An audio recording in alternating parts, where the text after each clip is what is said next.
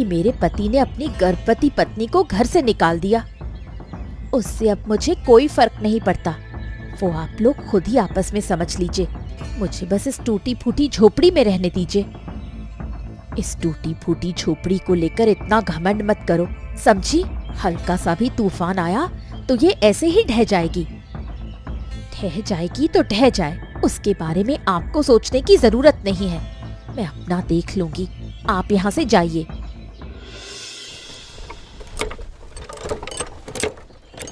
ए लड़की, तुम वही लड़की हो ना जो रमेश के घर में आश्रित बनकर रह रही थी? हाँ, मैं वही लड़की हूँ, लेकिन मेरी एक पहचान है। मेरा नाम कविता है और मैं अब इसी गांव में रहने लगी हूँ। तुम इस गांव में रहने लगी हो? तुम्हें किसने इजाजत दी इस गांव में रहने की? क्या ये गांव तुम्हारे बाप का है?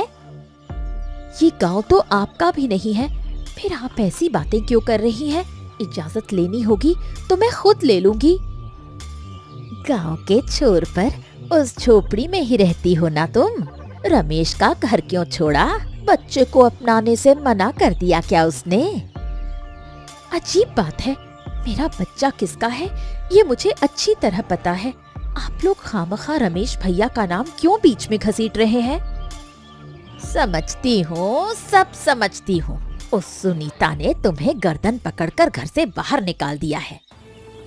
आपको इतना सब समझने की कोई जरूरत नहीं है, और ये बात गांव में आपने ही फैलाई है, ये मैं बहुत अच्छे से जानती हूँ।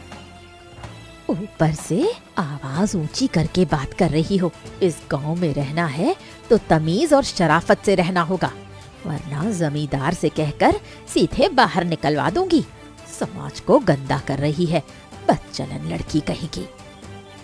आप जाइए और अपने उन जमींदार बाबू को बुलाकर ले आइए, फिर मैं भी खुलकर बताऊंगी कि आप लोगों ने कितनी गंदगी फैलाई है। अरे इतनी रात गए कौन चीख रहा है? क्या कोई मुसीबत आ पड़ी है? चलकर देखना चाहिए, पर इतनी रात को अंदर जाना भी ठीक नहीं होगा। जमींदार बाबू, मुझे लग रहा है कि कोई बहुत बड़ी मुसीबत में है, वरना कोई इतनी जोर जोर से नहीं चिल्लाता। हाँ, मुझे भी यही लग रहा है, लेकिन बिना जाने पहचाने किसी के घर में दाखिल होना ये भी तो सही बात नहीं है ना। आप इस गांव के जमींदार हैं बाबू। गांव की भलाई बुराई देखने की जिम्मेदारी आपकी है। अगर आप किसी की मदद के लिए उसके घर जाते हैं तो इसमें कोई अपराध नहीं है। ठीक कहा तुमने। मुझे अंदर जाकर देखना ही होगा। अगर बाद में इस लड़की को नहीं बचा पाया तो खुद की नजरों में गुनहगार बना रहूंगा मैं। ठीक है। तुम कौन हो बेटी? इस तरह से क्यों चीख रही हो? तुम्हारे घर में क्या कोई और नहीं है क्या? बाप रे बाप, तुम्हारी हालत तो बहुत खराब है। अच्छा रुको रुको रुको, मैं इंतजाम करता हूं।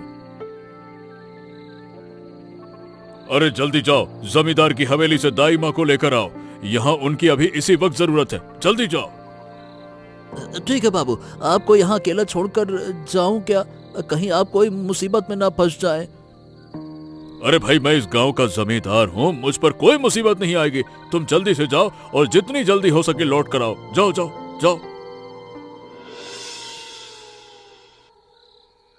जमींदार बाबू, लड़की ने बेटे को जन्म दिया है, लेकिन लड़की की हालत कुछ ठीक नहीं है।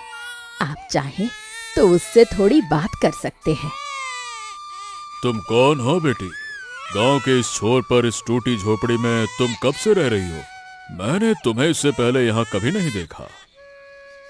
मैं इस गांव की नहीं हूँ जमींदार बाबू, मैं दूसरे गांव की हूँ। इस गांव में बस आश्रित बनकर आई थी। अच्छा अच्छा अच्छा, किसके यहाँ आश्रित थी तुम?